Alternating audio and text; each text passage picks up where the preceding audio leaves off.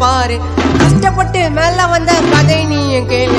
இந்த பாட்டில் வரும் சங்கதிகள் சத்திய உண்மை. அவர் பல பாட்டில் தானே சொன்னார் வழிகளின் கொடுமை. கஷ்டப்பட்டு நஷ்டப்பட்டு மேல வந்தாரு. பல்ல வரும் ஊரில் தானே புகழ்ந்து நின்னாரு.